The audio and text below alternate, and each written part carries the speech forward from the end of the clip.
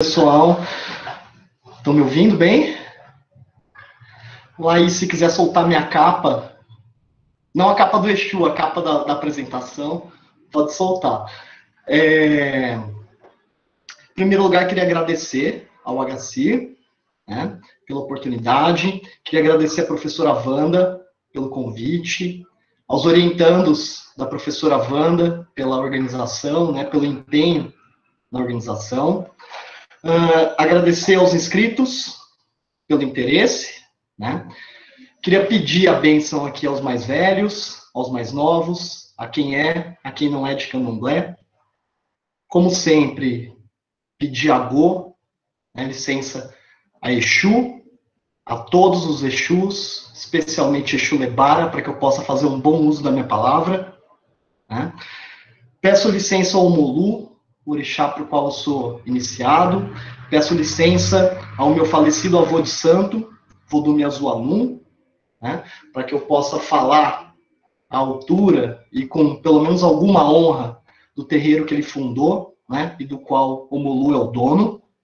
Né. E hoje faço uma saudação especial a Xangô, né, 24 de junho, dia dele, que ele possa trazer um pouco ou muita justiça para esse nosso Brasil, especialmente para o lado dos mais necessitados. Né? Aproveitando essa noite de lua cheia, início de ciclo, que isso possa culminar em muita justiça para o nosso povo brasileiro. Né? O convite da professora Wanda foi para falar aqui sobre o Candomblé, né? Com uma ênfase recaída na modalidade paulista, né? E numa abordagem relativamente introdutória. Né? E nas noites anteriores eu achei muito legal que, pelas perguntas, a gente percebe pessoas sem muita proximidade com o Candomblé, né? E que pela participação estão dispostas a conhecer. Então eu acho que isso é um indício muito positivo de que o evento cumpre os seus objetivos, né? Pela presença dessas pessoas e pela curiosidade delas, né, sobre esse tema. E para tentar contemplar essa proposta colocada pela professora Wanda, né, pelo HC no todo, de falar sobre o Candomblé paulista, e numa abordagem, pelo menos relativamente introdutória, eu organizei a minha fala, a minha exposição, num movimento que vai do geral para o particular. Né? E nesse percurso eu pretendo contemplar pelo menos 3 pontos. Né? No primeiro momento eu queria tratar do surgimento do Candomblé e arriscar aqui um conceito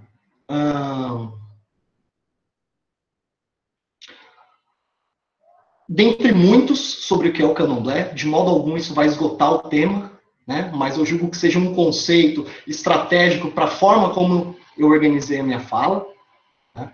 Num segundo momento, a partir desse conceito, a partir dessa ideia do que seja o Candomblé, ou do que possa ser o Candomblé, eu queria trazer o movimento para São Paulo, né? Com destaque para alguns dos seus traços distintivos, né? E, finalmente, falar sobre um terreiro específico situado em São Paulo, que é o Ilê Axé Azundã, né? No qual eu sou iniciado como Ogã de Omolu, né? E que me inspira para as minhas reflexões antropológicas ou para as minhas ideias antropológicas acerca do Candomblé. Né? E para que esse movimento, né, do geral para o particular, não seja excessivamente descritivo, né, mas para que ele entre numa seara um pouco mais reflexiva, que nos faça pensar, para que ele pelo menos tangencie uma seara analítica, né, eu gostaria de deixar em suspenso durante a minha fala alguns pontos, 3 pontos, né, que eu gostaria que ficassem rodando numa espécie de plano de fundo enquanto eu falo. Né. O primeiro deles seria o da qualificação do Candomblé como um regime existencial fundamentado numa tensão entre tradição e inventividade. Né? E que dá, por isso mesmo, a essa religião uma dinâmica muito particular, uma dinâmica muito própria. E que, por estar o tempo todo fundamentado na inventividade, sem deixar de considerar a tradição, resiste às generalizações, resiste à universalização e resiste às identidades rígidas. Né? E até por isso o candomblé que se faz em São Paulo tem traços muito particulares, como aquele que é praticado em qualquer outro lugar. E por essas características, né, que surgem dessa tensão entre tradição e inventividade, entre tradição e criatividade, eu queria chegar no ponto, ao fim da minha fala, espero que eu tenha tempo para isso, né, de que o candomblé, ele escapa, por essência, às estratégias de poder vigentes no Ocidente. Né, e, inclusive, a uma concepção muito ocidentalizada de história, da história como percurso, da história como trajeto, né, da história como processo, que sempre aponta para frente.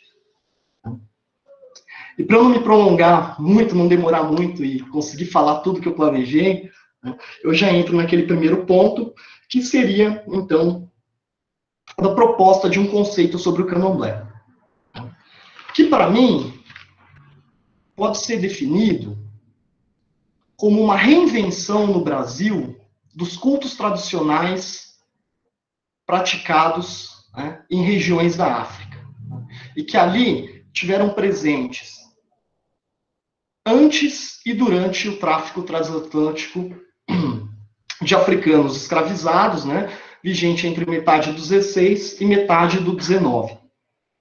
Então, acho que um ponto estratégico para se compreender o que é candomblé, para quem não tem proximidade com essa religião, seria a consideração de que na África não existe candomblé. Né? Na África existem cultos étnicos, religiosos, familiares. Né? Se você quiser passar lá no próximo slide, por favor. Né? Por exemplo, no território em que hoje se localiza a Nigéria, né, vivia uma série de povos, uma série de nações organizados em reinos, organizados em cidades, né, como, por exemplo, o dos Yorubá ou Nagô, né, um grupo étnico linguístico, né, que se caracteriza, grosso modo, né, por compartilhar de um idioma comum, além de alguns outros traços culturais. Né. Os grupos que falam Yorubá, na região onde hoje está a Nigéria, cultuavam forças que naquele idioma eram chamadas de orixás. Né? Na cidade de Ifé, por exemplo, se cultuava Ogum, orixá ligado ao ferro. Né? No reino de Jexá, se cultuava Oxum, uma força da natureza ligada à água doce. Né? Na cidade de Oió, se cultuava Xangô, né? E a família de Xangô, associada ali ao fogo.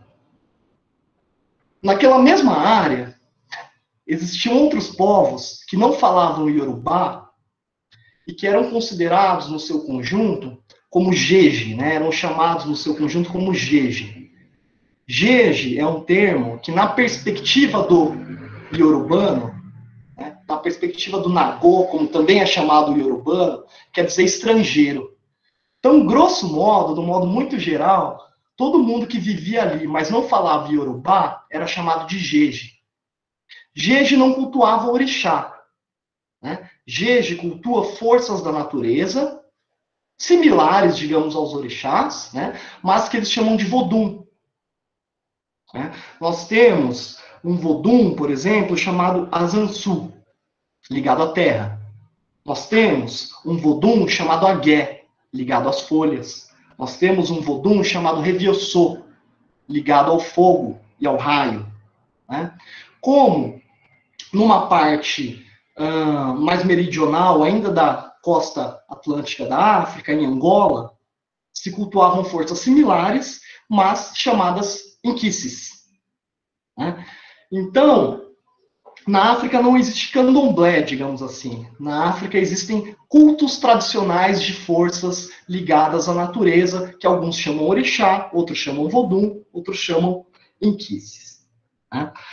Com o começo do tráfico transatlântico de africanos escravizados, né, membros dessas muitas etnias, né, Iorubá, Jeje, Angola, né, eram todos reunidos nos portos, né, e compulsoriamente, como nós sabemos, embarcados rumo às Américas.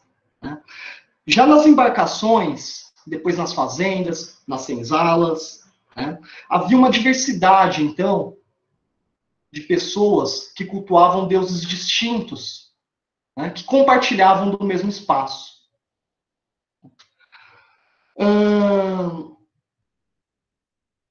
Candomblé, já nas Américas, é um termo que surge para designar as celebrações dessa diversidade de divindades, né, que chega ao Brasil, vinda de partes e de etnias muito distintas na África. Né. Candomblé seria uma primeira organização, né, uma primeira sistematização dessas divindades muito distintas entre si, que quando eram celebradas já aqui nas Américas, né, essas ocasiões eram qualificadas, dizem, como candomblé. É um ponto meio controverso, mas alguns trazem essa versão. Depois disso, candomblé passou a ser um conceito, então, muito amplo, não para designar só a ocasião da reunião dessas divindades diversas que eram organizadas em certos espaços. Né? Passou a designar o próprio culto dessas divindades de um modo geral. Né? Então, um primeiro ponto para o qual eu queria chamar a atenção é de que o candomblé é algo que surge, né, já no momento da diáspora. Né? É algo que surge no Brasil e que não tem na África. Né? Seria a reorganização, a sistematização das divindades africanas ou de certas partes da África já no território brasileiro. Né? E esse termo, portanto, traz em si e alude à diversidade. Né? Lá, se você quiser passar para o próximo slide, pode passar. Né? Existem candomblés muito distintos entre si. Né? As populações que chegavam a Salvador, a partir do 19, eram predominantemente nagô, que cultuavam orixá. Né? Então, existe ali um candomblé, um culto de matriz africana, né, que remete a uma tradição de certos povos da Nigéria. Como em Pernambuco, isso assumiu outras feições. Né? Como no Rio de Janeiro, o candomblé dali é muito pautado na tradição angola.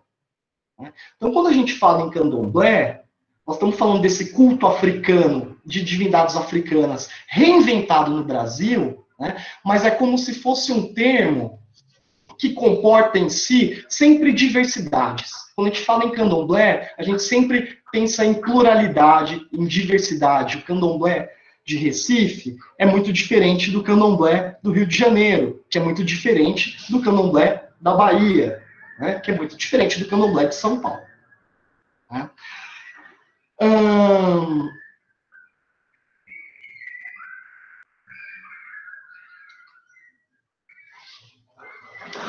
Eu diria que cabe considerar ainda que o candomblé ele não assume só feições distintas quando os africanos escravizados, né, chegam no Brasil devido à matriz referencial a qual essas populações aludem no território africano. Né? O candomblé ele também se diversifica pelo encontro daquilo que já existe ou que vem a existir paralelamente ao desenvolvimento dos cultos no Brasil. Né? Um candomblé que se vale, por exemplo, né, da aliança com o culto de espíritos ameríndios, vai receber um nome, né? Ele é chamado de candomblé de caboclo. O candomblé que se vale de elementos relacionados às práticas de pagelança, por exemplo, ele vai se chamar jurema, ou catimbó. Né?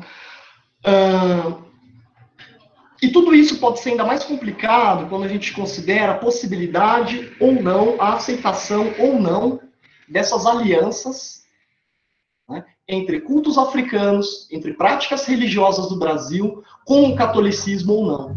Então, nós vamos ter candomblés que são mais ou menos sincréticos, né? Então, o ponto para o qual eu quero chamar a atenção é que o candomblé traz em si, no seu âmago, a inventividade, a diversidade, a multiplicidade. Não existe um candomblé. Existem candomblés muito distintos entre si, e ainda assim há algo que os aproxima como candomblé. Né? Então é um termo que existe para nomear muitas coisas. Eu acho que esse é um ponto fundamental, e aqui nós estamos falando só de Brasil. Né? Quando esses escravizados africanos chegam em Cuba, isso vai dar origem à santeria. Quando eles chegam no Haiti, isso vai originar o culto voodoo. Né? Quando ele chega nos Estados Unidos, né, isso vai dar origem ao blues, ao jazz. Né? É a linha de fuga equivalente nos Estados Unidos às religiões de matriz africana no Brasil. É uma tese que um antropólogo chamado Arthur Ramos traz na década de 40 e que, para mim, foi muito pouco explorado, esse paralelo entre o jazz norte-americano e o candomblé no Brasil. De algum modo, o candomblé, então, ou os candomblés, né, eles surgem como uma resposta à tentativa de aniquilação da população e da cultura negra, né, pela inventividade. Né?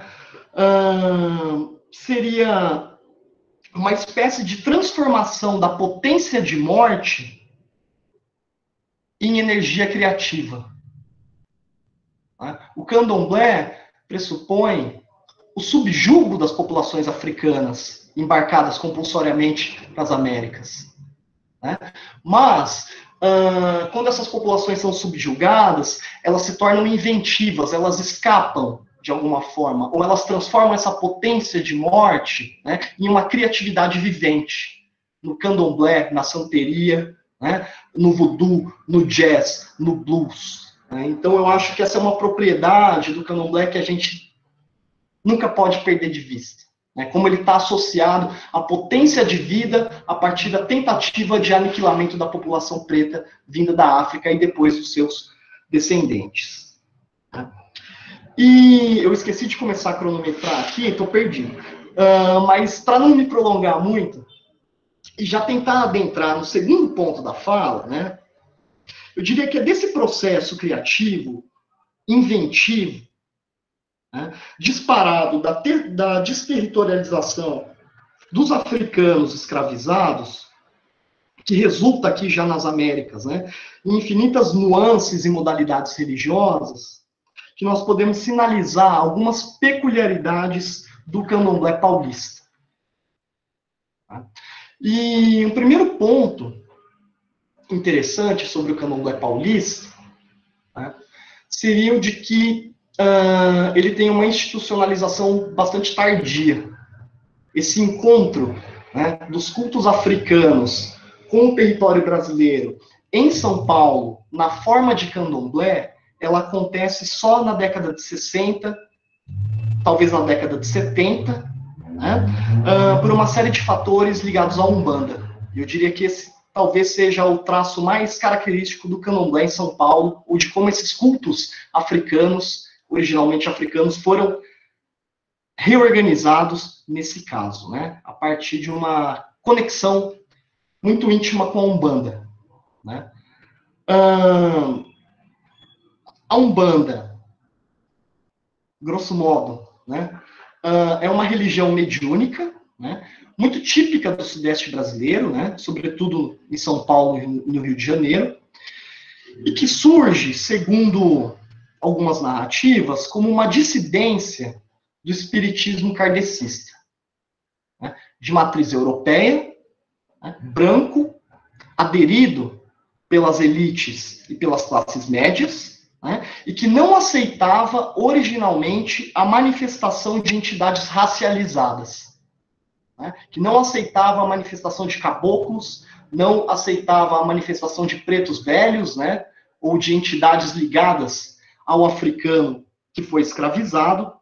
E a Umbanda, segundo algumas narrativas, surge como uma dissidência desse espiritismo kardecista, né, com uma espécie de contrapartida mais racializada e mais marginal do espiritismo branco. E eu coloco aqui marginal não no sentido pejorativo, mas no sentido técnico.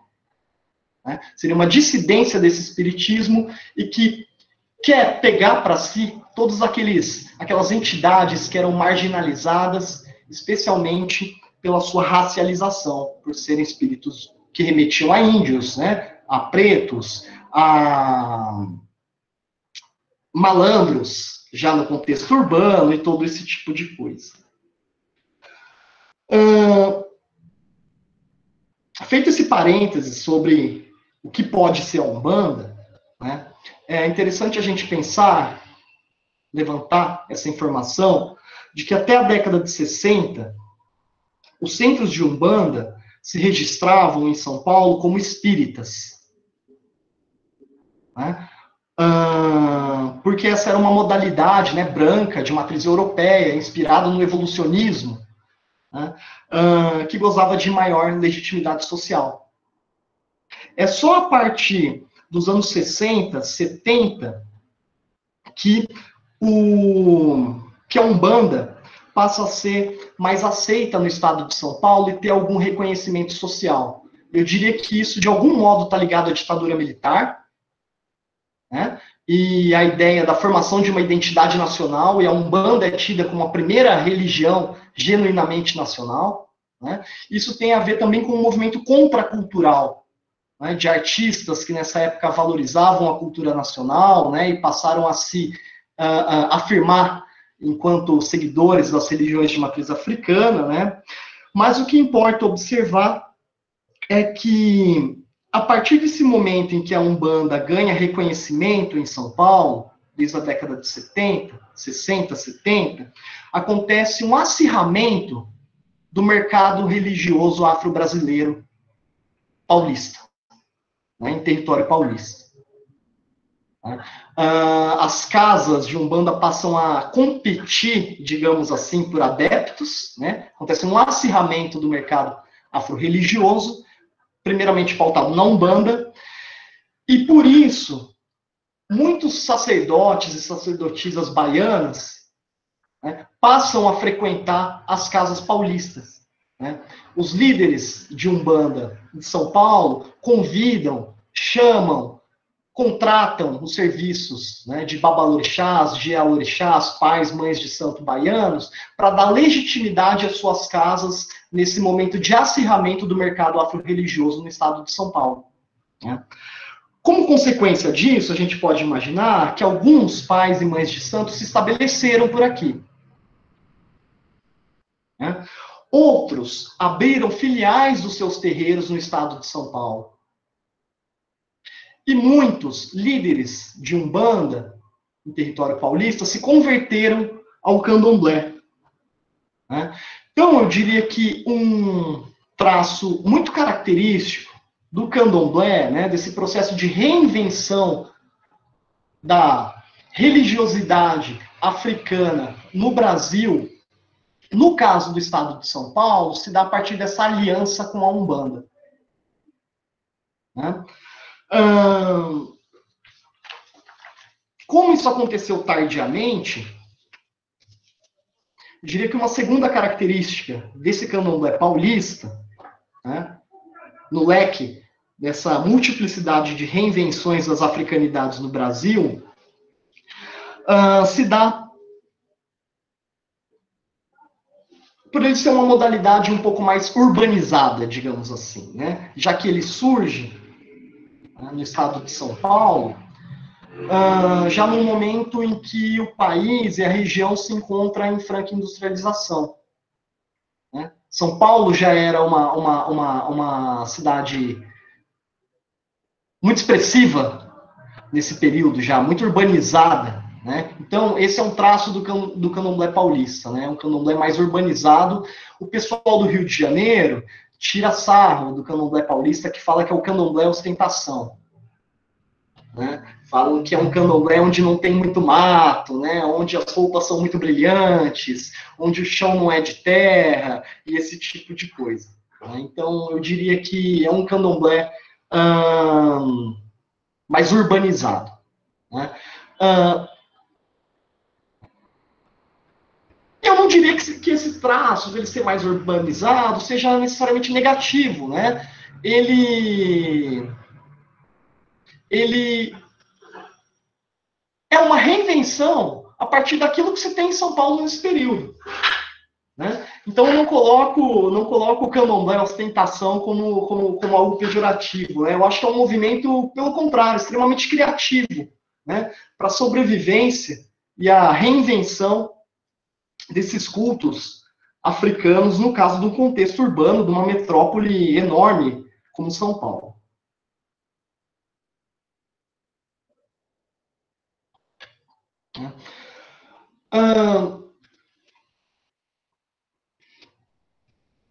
Essa configuração mais peculiar, né, do candomblé paulista, que é um candomblé, portanto, aliado à Umbanda, um candomblé mais urbanizado, um candomblé tardio, ele se replica, de alguma forma, no Ilha Chazundan, né, o terreiro em que eu sou iniciado, no qual faço as minhas observações, de onde eu tiro inspiração antropológica para pensar, né, as religiões de matriz africana no Brasil. Mas ali é interessante como o Azundan faz uma reinvenção da reinvenção. E aí vocês vão entender o porquê, e eu acho que esse movimento é muito indicativo do candomblé com algo em perpétuo dinamismo, que não para de se reinventar, embora ele precise sempre estar fundamentado em alguma tradição. Né? O Azundan é uma casa regida por Omolu, né, um orixá específico, fundada na década de 70 por um sacerdote chamado Sérgio Roberto Aparício. Ele surge inicialmente em Santo André, hoje ele está localizado na cidade de Ribeirão Pires. Né? E para entender o Azundan e como ele dialoga com essa configuração mais paulista do candomblé, né, e particulariza a própria particularização que é o candomblé paulista, a gente precisa retomar a trajetória mais longínqua que culmina ali no terreiro. Se a Laís quiser passar, talvez eu tenha até... Não, tá certo, tô certo, não pulei nenhum slide. Né? Para entender, então, como o Azundan se insere nessa tradição mais paulista, né, que tem um traço todo próprio, um traço muito característico, aliado à Umbanda, a gente tem que retomar a história longínqua desse lugar. O primeiro personagem em território brasileiro que culmina na configuração, né, e na inauguração do Azundan é um senhor chamado José Domingos Santana, né, conhecido também como Zé do Vapor. É o único homem desse slide, o da esquerda. Né? Zé do Vapor é o pai de santo, fundador de um terreiro chamado Viva Deus, né, que tem como nome africano Axepó, Eran, Opé, Oluá. Né? Foi iniciado para Ogum, portanto, foi iniciado para uma divindade Yorubá, Nagô, né? Por uma africana chamada Tia Mariana, que era iniciada para Oxum, né? E que, por sua vez, foi iniciada por uma outra africana, também filha de Oxum. Né? Então, o Zé do Vapor é um filho de Ogum, que foi iniciado por uma mãe de santo de Oxum, e essa mãe de santo foi iniciada por uma outra também de Oxum. Né? Essas duas mulheres que aparecem antes dele, ambas eram africanas. Né? Zé do Vapor, portanto, é um brasileiro, digamos assim, nato, né? Iniciado por africanas, numa linhagem de divindades Nagô, Oxum e Ogum. Né?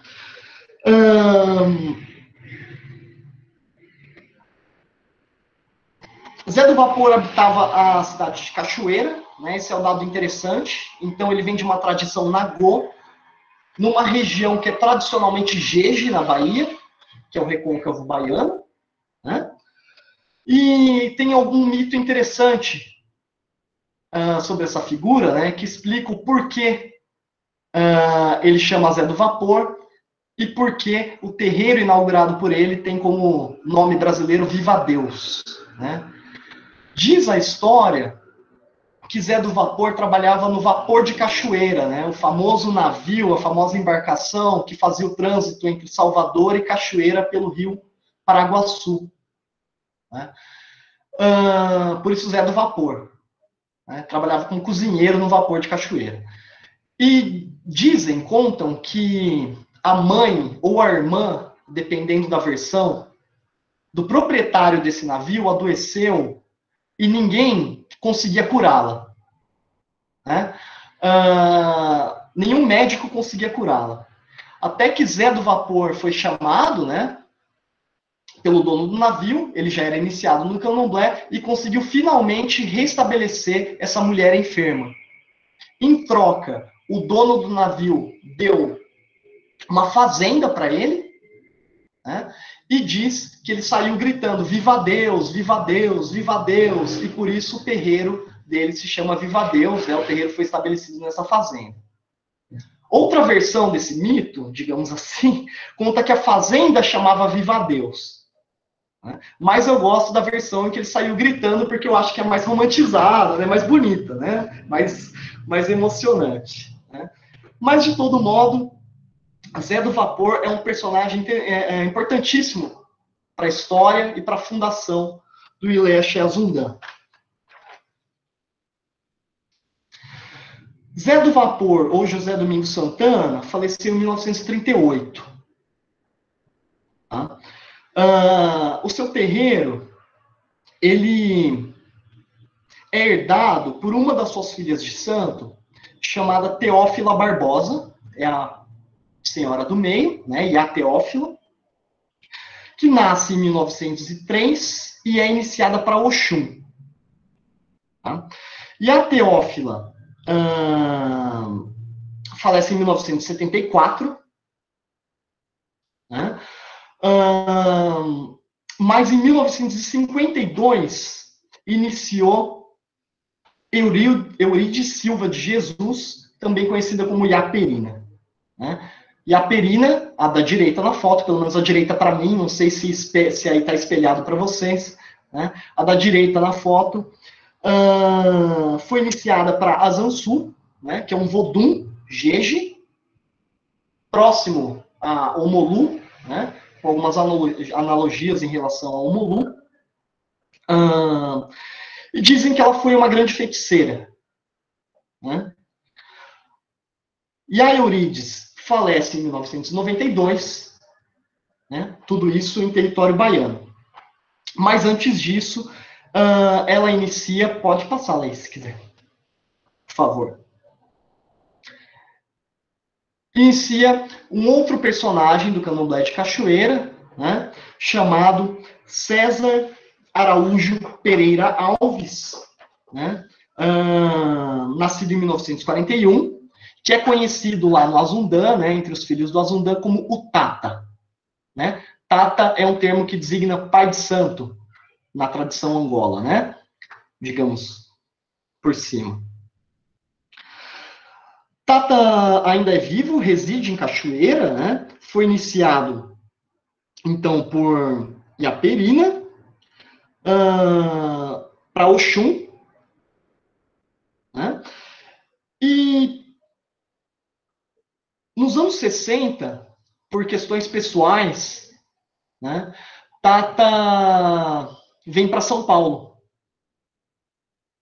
Tata migra de Cachoeira para São Paulo e se fixa em Taboão da Serra, né, e ali funda uma casa de candomblé chamada Ilê Axé Olorum Vambê, né, que inclusive recebe visitas de Iaperina para adquirir legitimidade em São Paulo.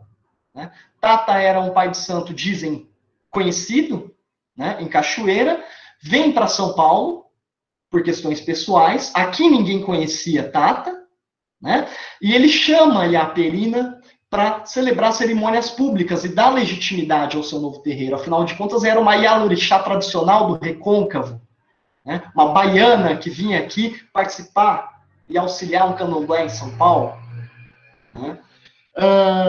E isso mostra, né, como esse movimento de vinda dos pais de santo baianos, né, para São Paulo, para dar legitimidade às casas de religião afro presentes aqui, também acontece nesse caso, né?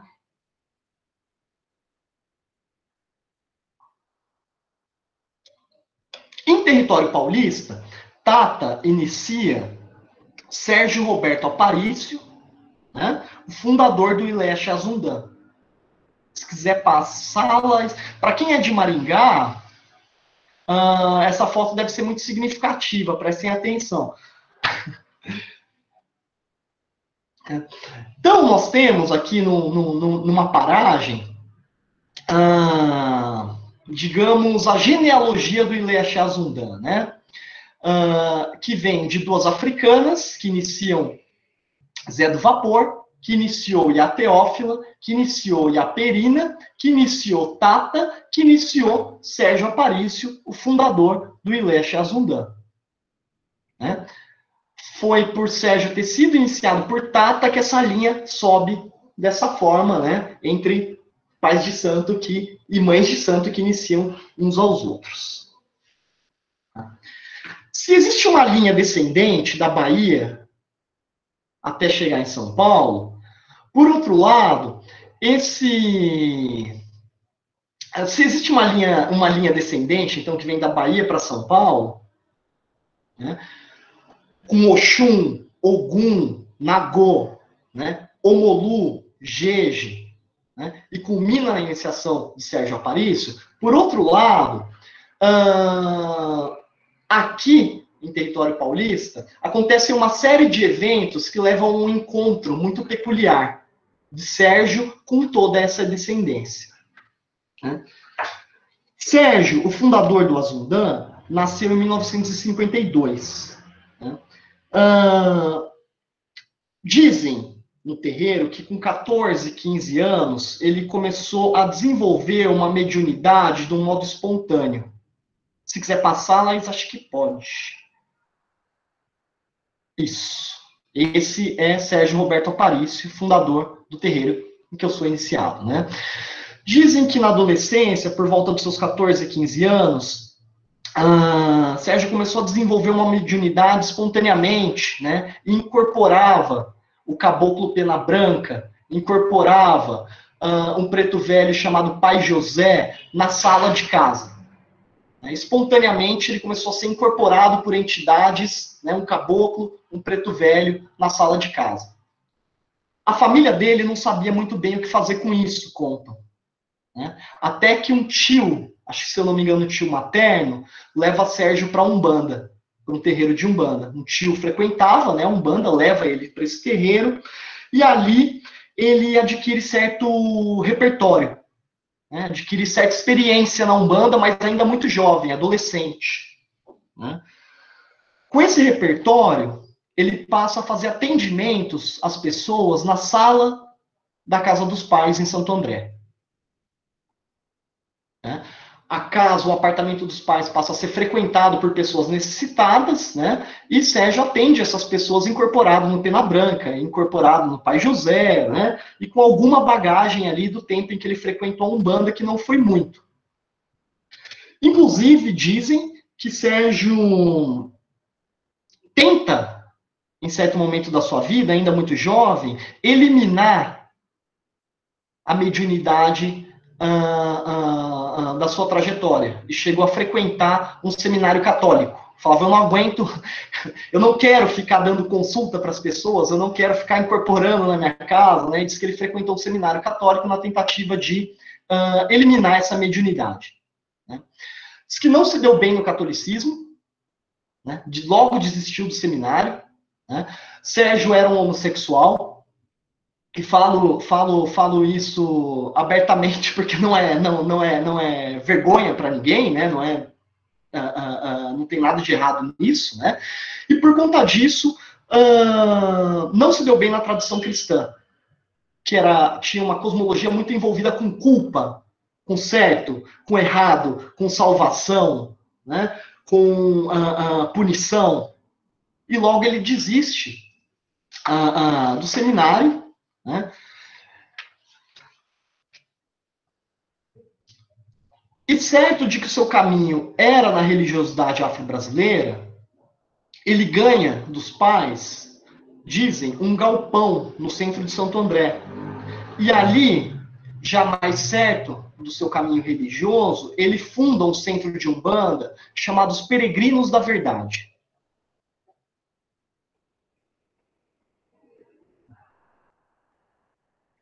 E contam também que nessa mesma época, Sérgio ingressou no curso de Química da USP. Né? E reza a lenda contada no Azundan que um dia, na saída da aula do curso de Química na USP, Sérgio encontra um olubagé promovido pelo Tata dentro do campus. Olubagé, só para situar o pessoal, é um ritual dedicado ao Molu, né, no qual os candomblecistas saem pelas ruas, né, pedindo esmola e oferecendo pipoca para as pessoas. Né? Ele só pode ser concretizado a partir de esmolas. Né? E as pessoas fazem as suas doações, com as doações depois é promovido uma festa para o Molu no âmbito do terreiro. Né? E diz que Sérgio um dia sai da aula no campus da USP e vê a procissão promovida pelo Tata, né, que já residia em São Paulo, pelas ruas do campus. Né? Tata, me parece que tinha muitos filhos de santo na USP. Né? Algumas secretárias, a secretária do reitor, né, algumas pessoas estratégicas na USP frequentavam o candomblé do Tata em Taboão da Serra. Contam que Sérgio, quando viu aquela procissão, ficou impressionado, né, foi conversar com Tata. Né? A partir de então, se deu o encontro entre esses dois. Né? A partir do encontro de Sérgio, então, um umbandista que tinha fundado o centro Peregrinos da Verdade com Tata, um pai de santo que vem da Bahia para São Paulo, acontece a iniciação do Sérgio em 1972. Né? E na sua iniciação ele assume um nome sagrado, né? Ele ganha um nome sagrado africano, que é Azuanum. No candomblé, também para situar o pessoal, depois da iniciação nós recebemos um nome africano, né, que é o nosso verdadeiro nome. Né, nós conhecemos depois da iniciação o nosso verdadeiro nome. Né? Tomás é meu nome civil. Meu nome verdadeiro é o Jatossum. Né? E o nome africano de Sérgio passou a ser Azuanum, em 1972. Em 1974, já iniciado no candomblé, ele passa a converter o seu galpão de Santo André num terreiro dessa modalidade religiosa. Né? Em 77, ele recebe o título de pai de santo, do Tata, né? E dizem que o terreiro começa a prosperar a partir de então. Começa a reunir muitos filhos. Até que o galpão de Santo André fica pequeno, né? E no final da década de 70, começo da década de 80, eles precisam arrumar um lugar maior para comportar tantos filhos de santo, né, tantas pessoas que passam a procurar aquela casa. E sobre isso tem uma história muito legal. Né? Dizem que um dia o caboclo Pena Branca, que acompanhava Sérgio desde a adolescência, se manifestou, né, no próprio Sérgio, né, fumou um charuto até a metade, né, apagou e colocou no bolso da camisa do pai carnal do Sérgio. E falou assim: vocês precisam de um lugar maior. Procura uma terra Quando você achar uma que te agrade, você coloca esse resto do charuto ali, que essa terra vai ser de vocês. Né?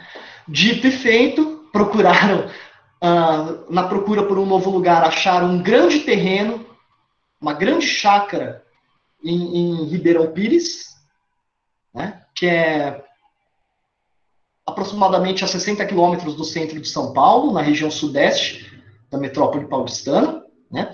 Colocaram charuto e esse terreno veio a ser, então, de Vodumé Azuanum, e ali ele ergueria, então, o Ilhéa Azundan. Se quiser passar, acho que tem um slidezinho sobre isso. Né? Acho que esse slide é legal porque ele mostra, né, como é um terreiro, um terreno muito amplo, e aí tá um pequeno foco, né? Mas é um terreno muito amplo, né? Uma grande área, e vocês podem perceber como ela é toda cercada por morro, né, por vegetação. Né? E a partir de 1981, se eu não me engano, mas já tinha entrado os anos 80, começa o processo de transferência do barracão de Santo André para a chácara de Ribeirão Pires. A gente chama de chácara, né, mas era uma grande extensão de terra em Ribeirão Pires. E é importante observar que muitos elementos que constituíam Peregrinos da Verdade, o centro de Umbanda do Sérgio, foram para Ribeirão Pires.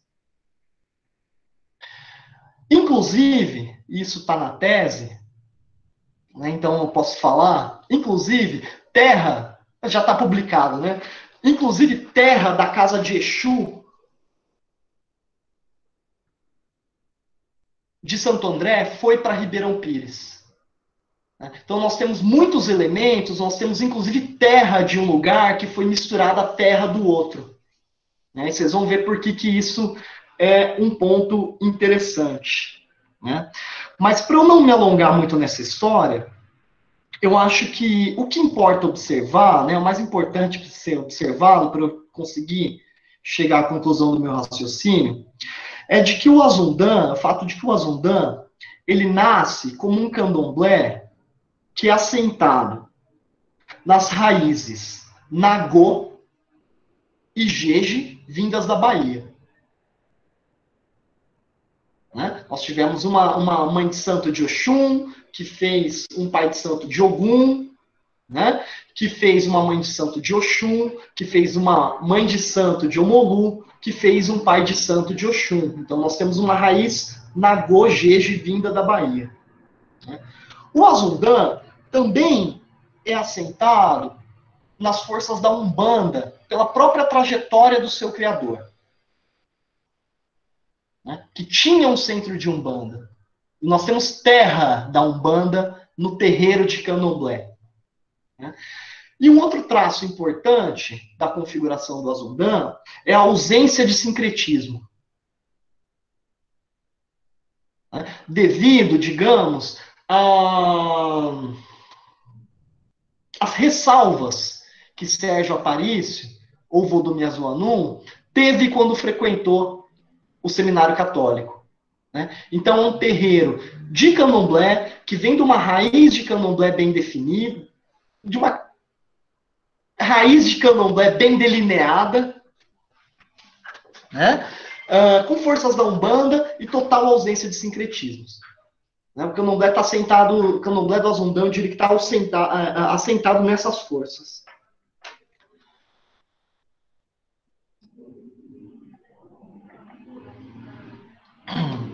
E a Umbanda ali, de fato, era muito presente, ou tinha a sua presença, né? O Azundan, inicialmente, contava com uma casa de caboclo. Né? Pai José continuou a incorporar, né, Azuanum no ambiente do Azundan. Era um terreiro de culto ao orixá, né, mas que tinha uma certa frequência de um preto velho, que é uma entidade mais típica da Umbanda. Né? A Umbanda se fazia presente no Azundan. E Vodumé Azuanum falece, ao menos fisicamente, em 1994. em dezembro de 1994. Se quiser passar, mas pode passar. Né? Aí a gente vê o barracão do Azundan, né? A gente vê que não é nada ostentação, né? Chão de terra, bem roots, muito pelo contrário, né? Pode passar.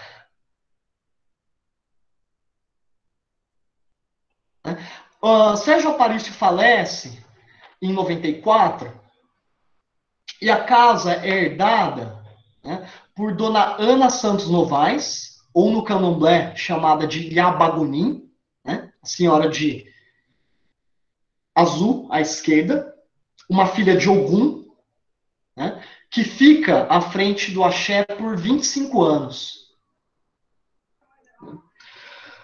Dona Ana falece em 2020, ano passado, e a casa é herdada por Silvio Luiz Pena Malhado, né, no candomblé, Vodume Aguessinim, um filho de Ossanha, que passa pouco tempo à frente do Azundan. Né? Ele era um dos membros mais antigos, né, era uma liderança ritualística no terreiro, né, e que falece agora em 2021, já há pouco tempo, algumas semanas, eu diria, não deve ter 2 meses que ele faleceu. Né? Então, ele ficou só 1 ano à frente da casa, digamos até que foi uma liderança transitória, talvez, a confirmar, precisamos conversar com pessoas sobre isso, né? Um fato recente. E, muito recentemente, eu diria que é algo que está em processo ainda, né? A casa está sendo herdada, eu digo, eu estou usando o gerúndio aqui propositalmente, né? A casa está sendo herdada, porque é um processo muito recente, que vem de algumas semanas, né? Por Helena Oliveira, conhecida no candomblé como, no nosso candomblé, né? Tem como nome sagrado, Iá Oyá Mufaci, né? Uma filha de Yansan, né? A minha mãe de santo.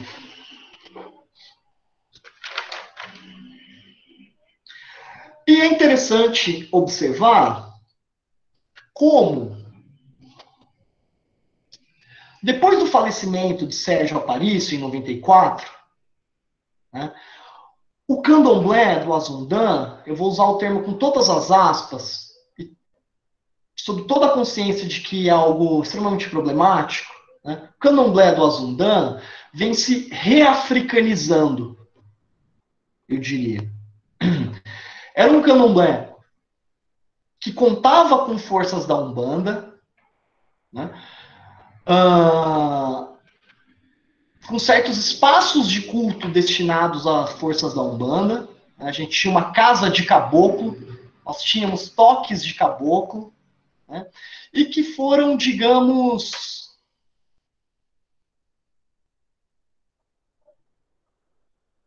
se transformando. Né?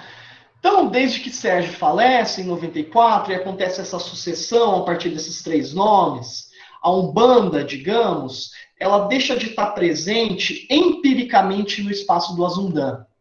A casa de caboclo foi desativada e se tornou a casa de um outro orixá. Um orixá, digamos, uma força, uma divindade africana, não é muito bem um orixá, ligado à força de Odé, ligado à força dos caboclos, mais uma entidade, uma divindade africana. Né? Toque de caboclo não acontece mais. Toque de preto velho não acontece mais. Né? E é muito impressionante, porque de vez em quando o pessoal tenta fazer uma celebração dos pretos velhos, tenta fazer um toque de caboclo, e a coisa não vai. Ela não acontece. A frequência dos filhos é pouca. As pessoas não sabem muito bem as cantigas. De um modo ou de outro, essas forças da Umbanda, eu não diria que elas se perdem, de modo algum. Mas elas vão se tornando mais discretas. Elas atuam cada vez mais, na minha leitura, pelo menos, da situação, cada vez mais no astral, e cada vez menos empiricamente. Cada vez menos elas são palpáveis, perceptíveis em celebrações, né, em objetos, em incorporações. Porém, o candomblé do Azundan, a formação do Azundan como terreiro hoje, ela depende da dica dada pelo caboclo. Né? Ela depende da força do caboclo. A gente tem forças da Umbanda misturadas à terra do candomblé. Isso, para mim, é muito significativo. Né? Então, a Umbanda, eu diria, jamais vai ser extirpada do candomblé do Azundan. Ela está naquela terra. Porém, essas forças hoje atuam de um modo distinto de como acontecia no passado. Eu diria que elas são menos palpáveis e estão mais discretas. Elas trabalham mais no astral do que no plano visível pelos carnais.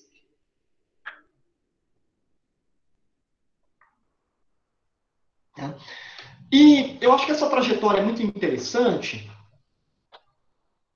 porque ela mostra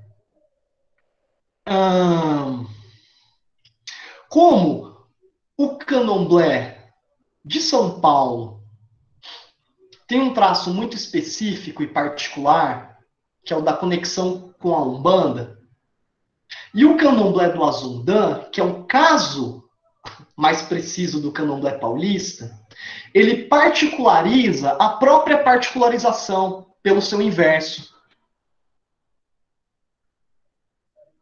Né? Nós temos um candomblé que se forma de um modo muito específico em São Paulo em conexões com a Umbanda. O Azundan surge e atende esse modelo inicialmente, mas depois ele se transforma e vira o inverso do próprio modelo a partir do qual ele surge. Né? Eu diria que é Exu que atinge ontem com o pássaro com a pedra atirada hoje. Né? Eu diria que o candomblé comporta em si uma essência tão dinâmica e tão inventiva que não pode em momento nenhum prescindir da tradição, né? Que existe, no caso do Azundan, uma reinvenção da própria reinvenção, que coloca a reinvenção primeira pelo avesso. Né? É uma africanização de um candomblé que é um bandizado. Né? Então ele faz a reinvenção da reinvenção e quando ele faz isso ele coloca a primeira reinvenção pelo avesso. Né? E isso indica como as forças do candomblé elas estão em perpétua reinvenção, em perpétua dinâmica, né? Sem que em nenhum momento elas possam perder o seu fundamento, perder o seu pé na tradição. É uma tradição que vem da Bahia e que remete, por sua vez, à África. Não significa reinventar a ideia de que o candomblé funciona a partir de reinvenções e de inovações, não significa que vale tudo. Né? São reinvenções que devem obedecer a uma matriz referencial, a uma tradição. Meu tempo deve estar acabando, né? Professor, vim aqui com essa notícia muito ruim, porque está muito bom. Faltam 10 minutos para o encerramento da sua fala. Não, perfeito. Eu estou encaminhando já para as minhas conclusões. Beleza. Né?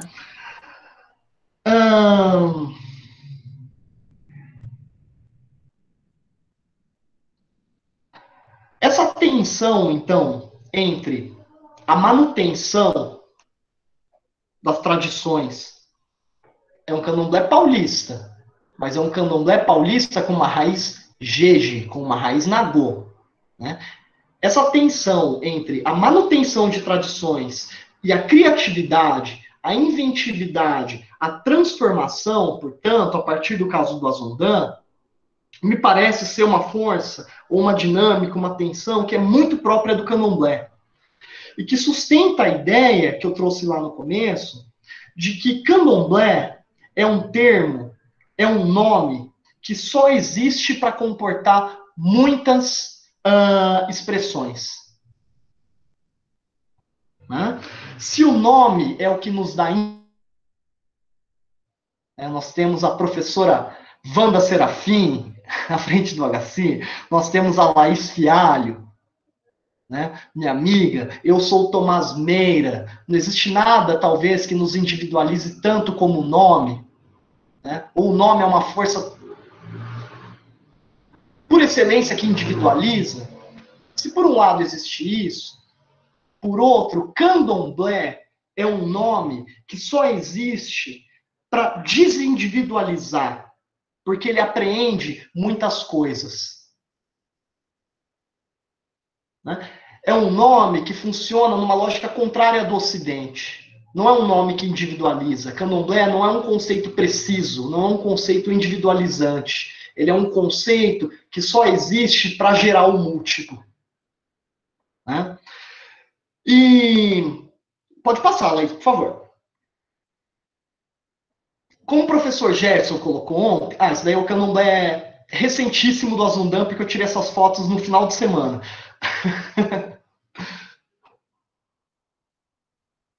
Como o barracão está hoje, aquele barracão que apareceu em chão de terra, tal, né? Como ele está hoje.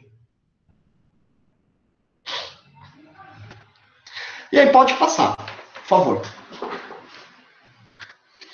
E eu diria que essa, já me encaminhando aqui agora para o final da exposição, eu diria que essa ideia do candomblé como um nome, um conceito que não dá precisão e que não individualiza, mas que funciona numa lógica inversa, é um conceito que traz em si muitas coisas, que desindividualiza e traz sempre a inventividade, a pluralidade, a multiplicidade, não é uma contradição.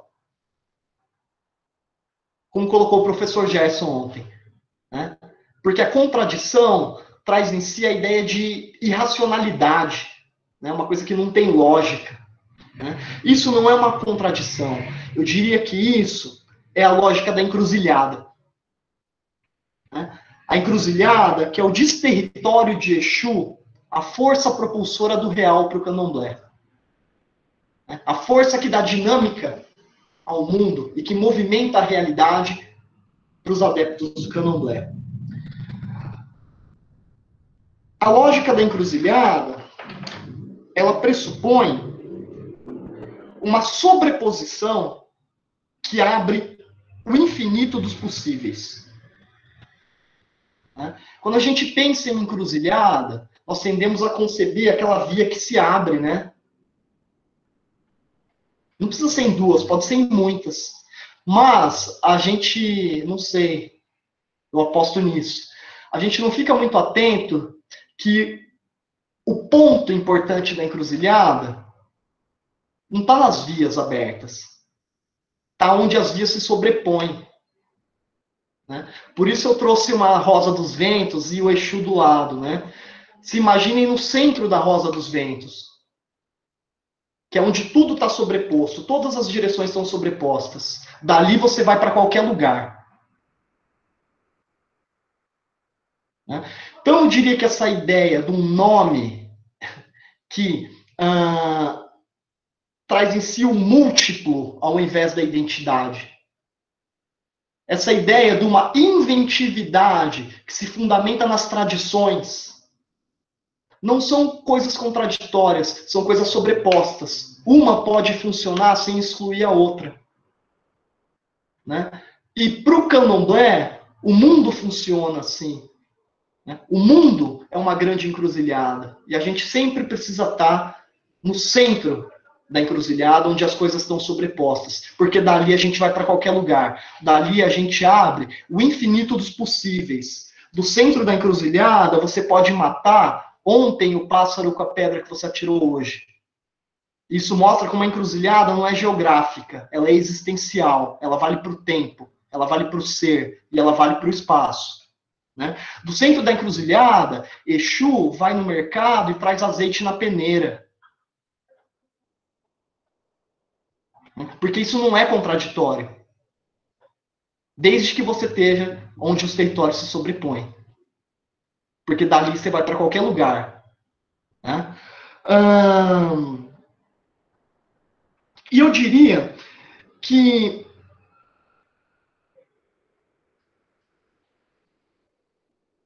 candomblé, então, ele carrega consigo um sistema de pensamento, um sistema de realização das coisas que desafia o regime de existência branco, colonial, ocidental, que tem o binarismo, que tem a identidade como tática de captura e de controle.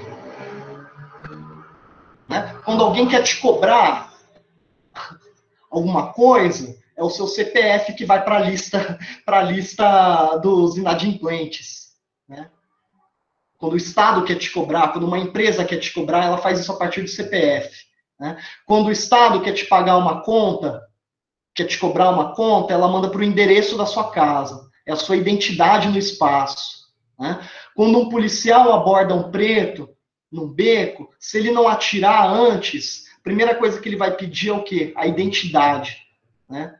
A identidade é uma tática de controle pelo Estado, né? Pelo pensamento branco, ocidental, colonial.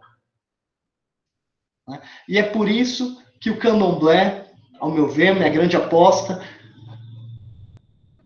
numa camada mais profunda, é perseguido. Né? Afora todo o racismo, né?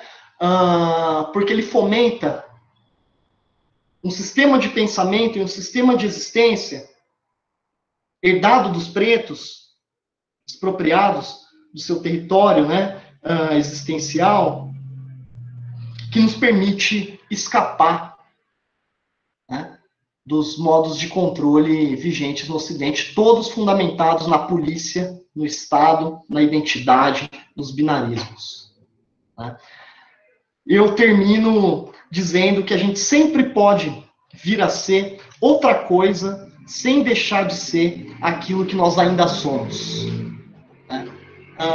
Mas para isso a gente precisa estar fundamentado num modelo de pensamento como o do candomblé.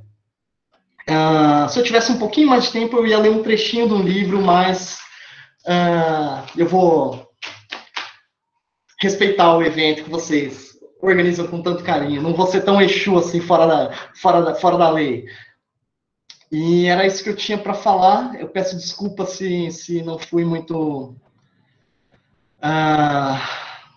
preciso nas palavras, mas eu agradeço pela atenção, pela paciência de vocês.